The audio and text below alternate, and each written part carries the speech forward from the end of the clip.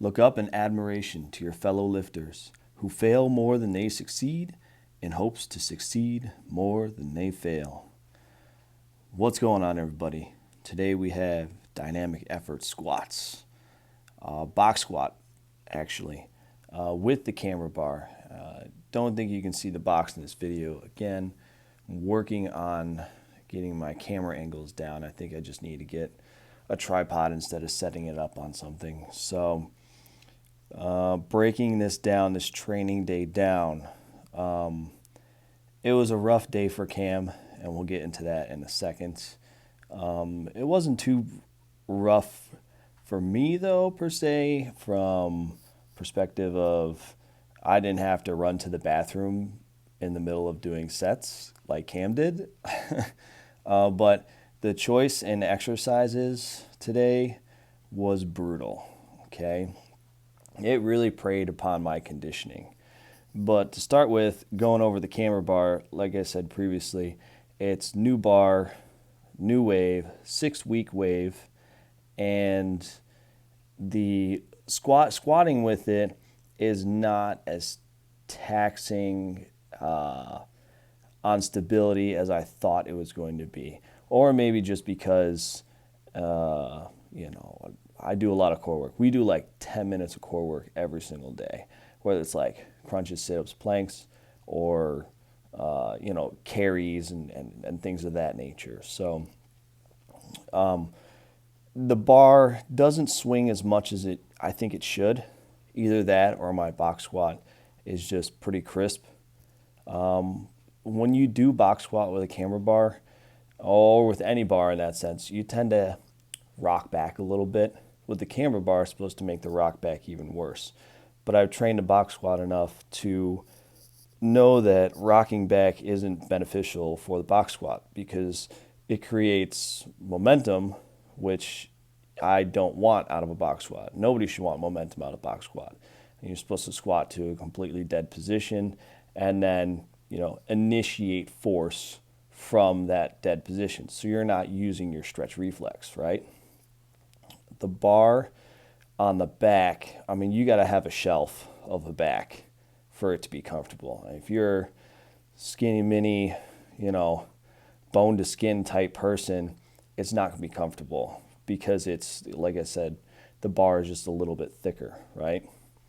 So carrying the bar, the elbow position obviously is way back. I have trouble keeping my elbows down, but I'm pulling that bar into my body as tight as I can.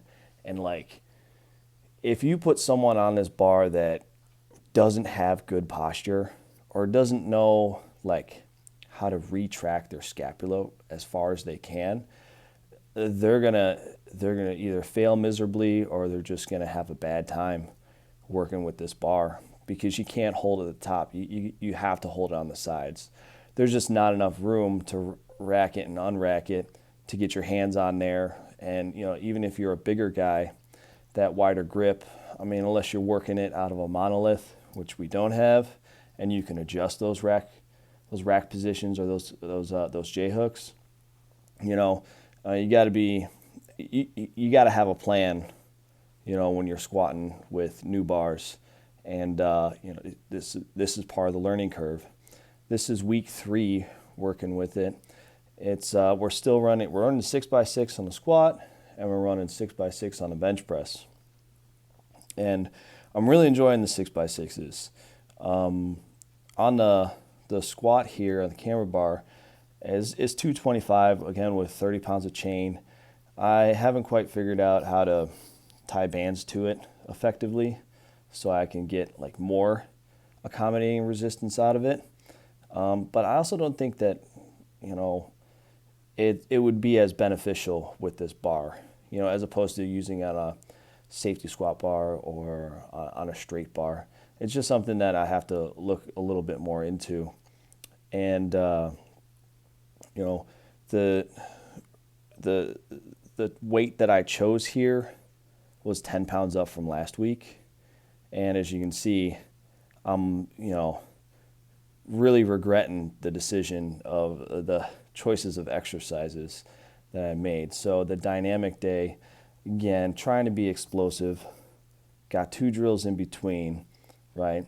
And the medicine ball there that we're slamming is a 75-pound Atlas ball, you know. And I told myself when I first got it, I was like, I should have gotten the 150. And I'm glad I didn't. And I only got the 75-pound one because, you know, to get a 150 overhead, I think it would have, you know, broken my back or something like that. So the 75-pound for the 2 slams in between sets, really, you know, you're doing 6 squats, and you go over, you pick up 75-pound ball from like a semi deadlift position, right? So again, you're preying upon the glutes. You got to hike it up onto the chest, get it overhead, slam it down, and, you know, screw letting it settle, catch it out of that first bounce so you can just reuse that momentum to get it back up, you know. And every now and then it slips, but I mean, you're just trying to exert as much force into the ground as possible, okay?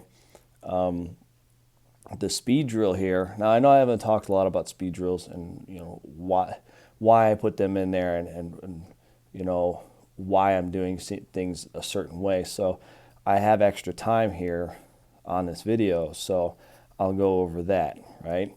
So the speed drills, you know, if you did any type of like football conditioning or like soccer conditioning, you would know that your coaches pull out a speed ladder, that your shins, your feet, your hips, they're gonna burn. Your feet are gonna burn like crazy because they just run you through 10, 15 minutes of speed ladder work, and everything from like pretty much your knees down are on fire, right? Your quads are on fire, especially the shins and your arches too, right?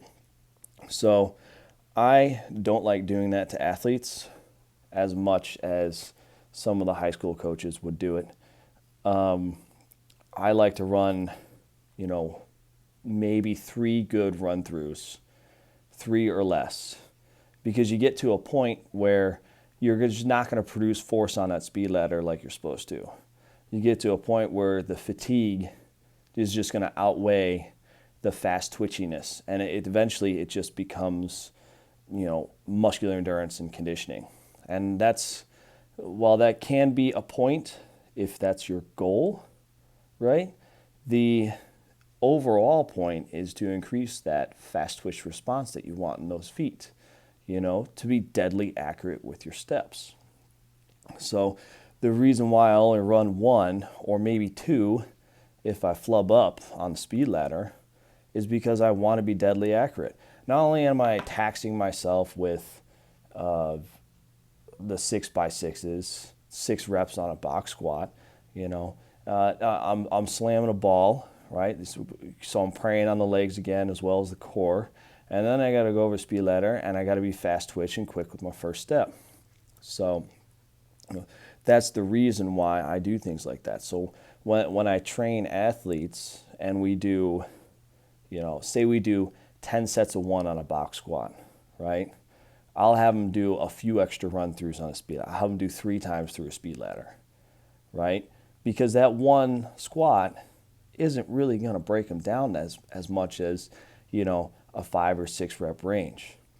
So the reasonings behind why I do things are there because you have to understand your energy systems or the muscular fibers that you're recruiting that are dependent on those, right? And you'll see towards set 5, set 6, I'm slowing down. You know, I'm feeling it. I'm grimacing, right? And, you know, Cam just ran back from the bathroom. So he's, you know, I think this is going on set like 5 or 6. He came back. I ran through, you know, to my 4th set. He did 1 set. He had to run to the bathroom. He said he's like detoxing or something. I don't know what he's doing. He's crazy. But, you know, and I ran through 4 sets without him, you know. So now he's, you know, playing catch up. And he's going to regret it at the end because I'm going to push him through his last, there he goes. I'm going to push him through his last couple of sets, you know, as a good training partner would, you know?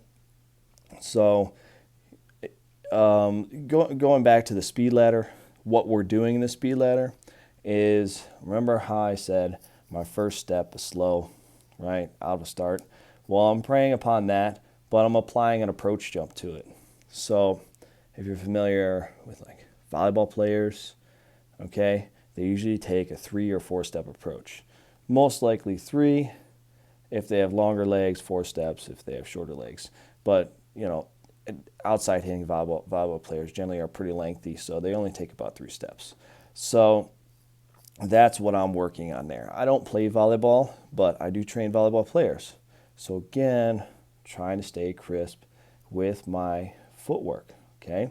So stepping up the speed ladder, moving real slow, right? It's a single step. I'm leading with that right leg, and I step into the ladder, and then I do, so that's my first step into the ladder, into my approach, and then I have my left, right, and that's where I'm jumping out of. So 1, 2, and I'm up is what I'm doing, okay? So, you know, there it goes. I'm eating it, you know? And so the speed ladder is working that first step, working the fast twitch muscle fibers, and then on top of that, you know, I'm adding just a little bit of sports specificity in there. Okay, it's all that I'm doing. All right, so then, you know, when I go into actually training and actually working with people, I know what it feels like. I know what it should look like, right? Now, I'm probably one of the top heaviest volleyball players you've ever seen if I were to play, right? But that doesn't mean I shouldn't be able to do things like this. It doesn't mean that Cameron shouldn't be able to do, you know, some type of speed ladder, some type of footwork, or at least try and recruit those fast twitch muscle fibers, you know. And then with Cameron going on his last set here, he came back and he was like, dude, the bathroom is so freaking hot, right? It's like 40, 50 degrees out, and, you know, we're just in a giant tin box is what we are. And Cameron goes to bed and comes back, he's like, it's so hot. It's messing with like his, I don't know, the temperature of his body, and he's just struggling to get through the rest of it, you know? And you can tell when Cameron goes to jump, he's lacking a little bit of knee speed, right? Again, going back to that ankle, you know, and his foot issue. He has a hard time getting his feet in front of him, you know, and there goes. He's slow on getting his arms back behind him, so he can't create any propulsion on his upward movement.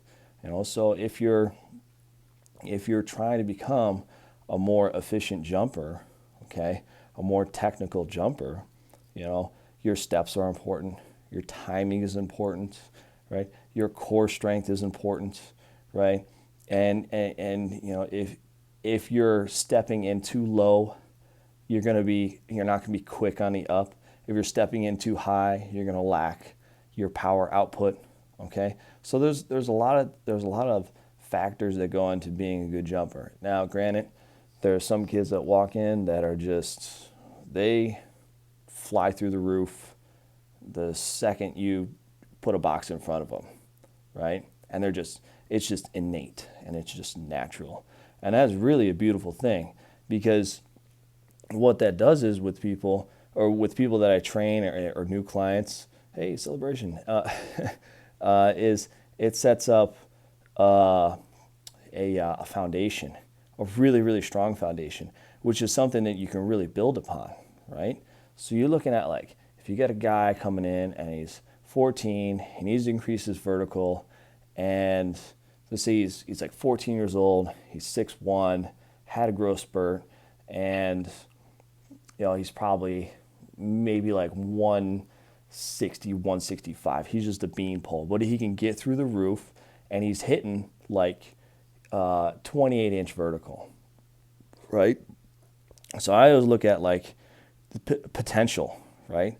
Potential is like, if you got a guy like that coming in and he's hitting 24 inches, so he's getting 2 feet off the ground day one, he's going to make so much more progress than someone coming in who's got a 14-inch vertical, right, at that same body weight. because he knows how to recruit. He knows how to use his fast twitch muscle fibers. He knows how to be explosive.